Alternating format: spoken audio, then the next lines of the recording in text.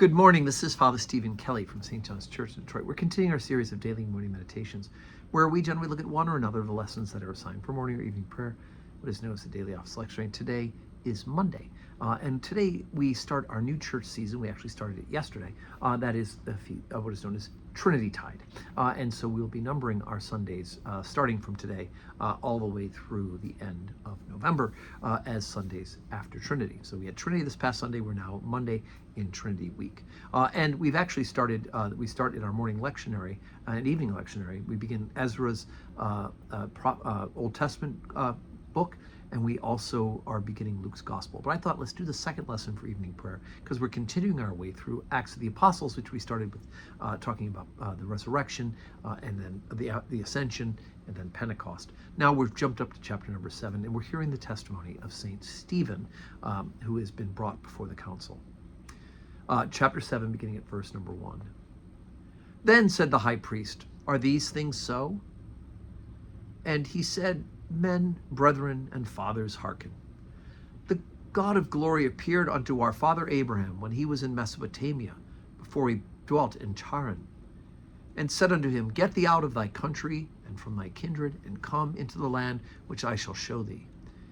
Then came he out of the land of the Chaldeans, and dwelt in Charan, and from thence, when his father was dead, he removed him into this land wherein ye now dwell. And he gave him none inheritance in it, no, not so much as he set foot on, yet he promised that he would give it to him for a possession, and to his seed after him, when as yet he had no child. And God spake on this wise, that his seed should sojourn in a strange land, and they should bring them into bondage, and entreat them evil 400 years. And the nation to whom they shall be in bondage will I judge, said God, and after that shall they come forth and serve me in this place. And he gave him the covenant of circumcision. And so Abraham begat Isaac, and circumcised him the 8th day. And Isaac begat Jacob, and Jacob begat the 12 patriarchs.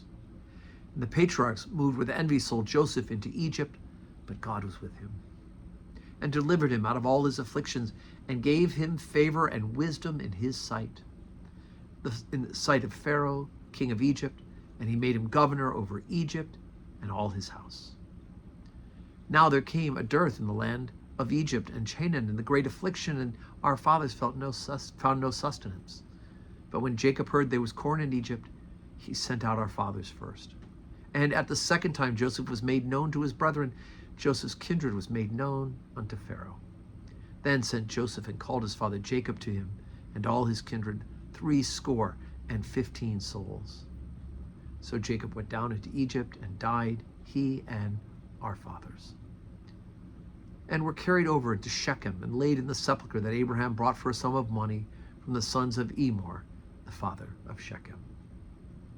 Okay, the reading for today ends right there. But what we're doing here is that Stephen is now testifying about Jesus Christ by setting the stage, right? Setting the table. This is why we as members of the body of Christ need to know our Old Testament as well as our New. We need to know why Jesus Christ became as the Messiah in the way that he did. And it is to fulfill God's promise to the people of Israel. We need to know how God was at work through that original covenant in order for us to understand how he has fulfilled it in his son, Jesus Christ. And so we've got, at least ending right here for today, the beginning of Stephen's testimony to the priests to build up how it is that Jesus Christ is in fact this Messiah that God has promised. And so we've gone through Abraham till Jacob. And then, of course, we haven't gotten yet to the bondage and slavery, but that's coming up. So today's Monday. Today is also a holiday, and we thank God for all those who have given their lives in the service of our country for this Memorial Day. The parish office will be closed today for the holiday, so please do make sure you say your prayers at home, and we will resume our regular schedule, God willing, tomorrow on Tuesday. But until then, may you have a Monday that is full of blessings.